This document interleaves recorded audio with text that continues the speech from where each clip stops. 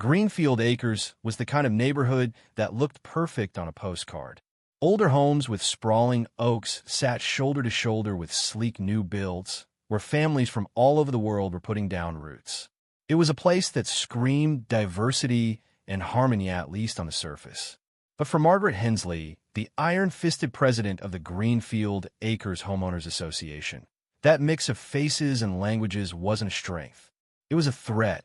Margaret, with her tightly permed silver hair and a glare that could curdle milk, saw herself as the guardian of the neighborhood's standards.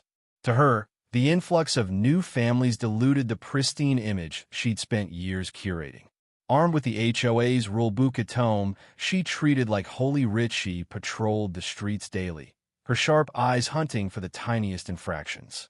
A mailbox tilted an inch too far? Citation. A kid's bike left on a lawn? Fine. But her wrath fell hardest on the newcomers, especially those who didn't fit her narrow idea of a proper Greenfield resident. Behind her back, neighbors whispered her nickname, Karen. It was a tired jab at her meddling, her arrogance, and the prejudice that seeped into every official notice she sent.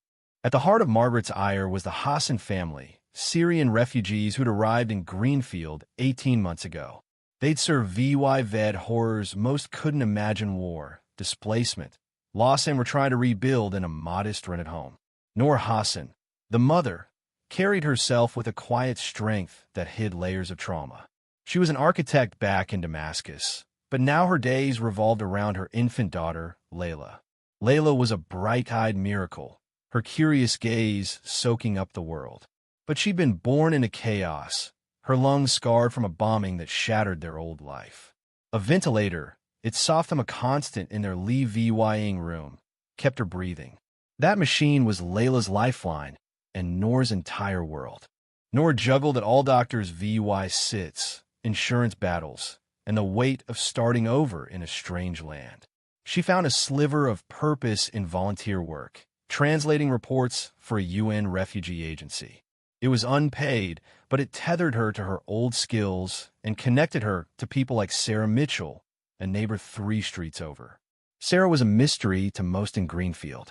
Quiet, professional, she worked from home, and no one guessed she was a UNICEF investigator, a woman who'd spent years documenting atrocities in war zones. Her calm exterior masked a razor-sharp mind, trained to spot trouble and act fast. She'd met Noor at a community event for refugees and saw something in Hera Fear's protector carrying unimaginable burdens. Sarah offered small gestures, tips on local resources, a number to call if Noor ever needed help. She kept it low-key, respecting Noor's pride, but she was watching, and she'd noticed Margaret. Margaret's campaign against the Hassans started small notes about trash bins angled wrong, complaints about noise from Layla's ventilator. Then came official HOA violations, fines for weeds no one else could see, penalties for landscaping rules that seemed to apply only to Noor's yard. When Noor fell behind on HOA fees, her income stretched thin by Layla's medical bill, she submitted a payment plan, complete with doctors' letters and proof of their refugee status. Margaret, who ran the HOA's finance committee like her personal fiefdom, stonewalled her.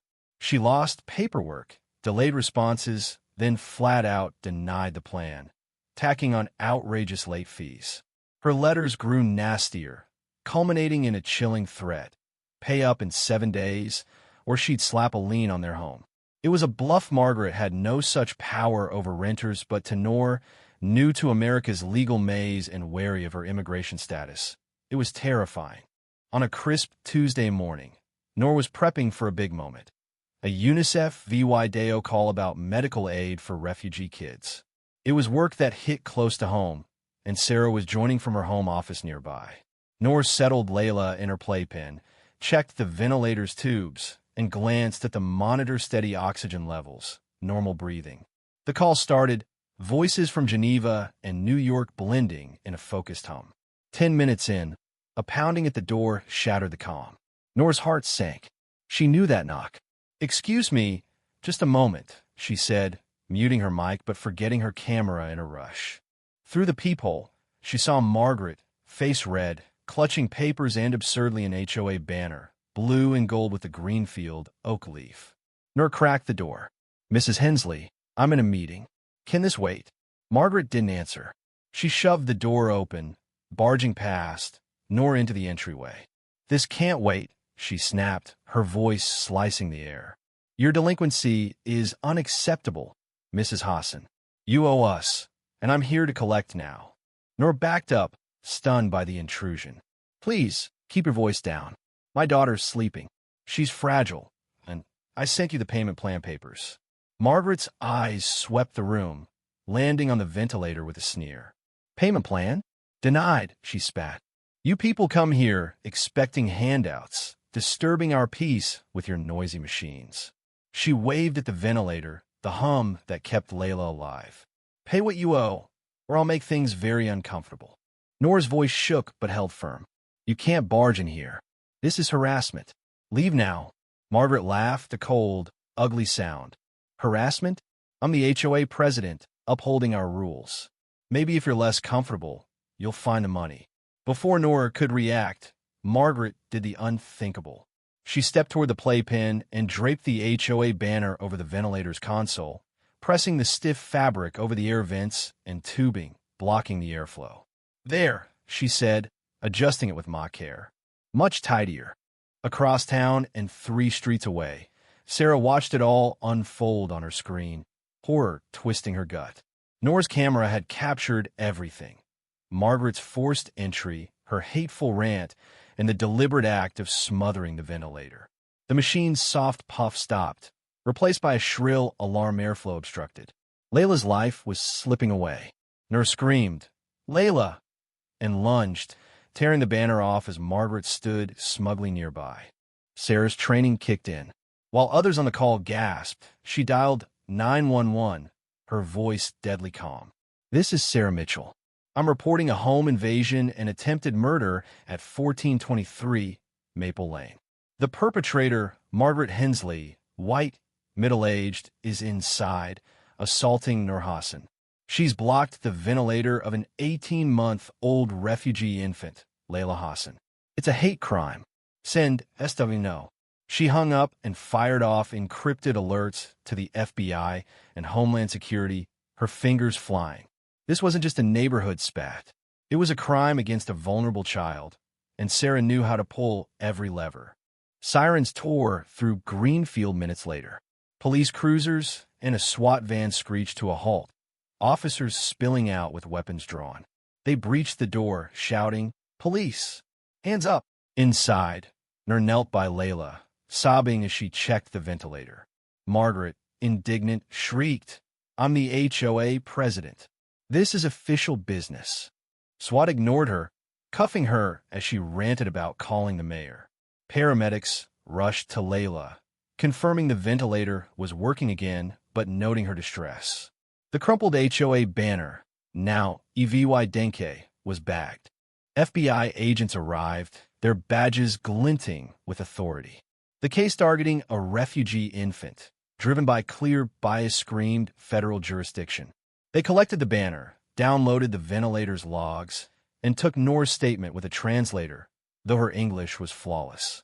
Sarah's testimony, backed by the call's recordings, sealed the case. Margaret was hauled to a federal facility, charged with attempted murder, hate crimes, and tampering with medical equipment. The story exploded. News trucks swarmed Greenfield, reporters grilling stunned neighbors who admitted they disliked Margaret's tactics but never imagined this. Vigils sprang up outside Noor's home, signs proclaiming refugees welcome dotting lawns. Donations flooded in, covering Layla's care and more. The HOA imploded, its board resigning and charter revoked. Margaret's trial was a spectacle, her defense's claims of stress crumbling against damning VY data and Noor's wrenching testimony. The jury conned VY Ted her in hours. The judge, Lee VYD, sentenced her to life, stripping her assets for Layla's care and Noor's recovery. Noor and Layla left Greenfield for a new city, one with top hospitals and a tight-knit refugee community. Noor, emboldened, began speaking out, her story fueling change. Sarah kept working, haunted by Layla's tiny face on that screen. Margaret, in a cell, became a warning. Prejudice and power, unchecked, destroy everything. Justice didn't just win, it roared, echoing far beyond green fields, manicured lawns.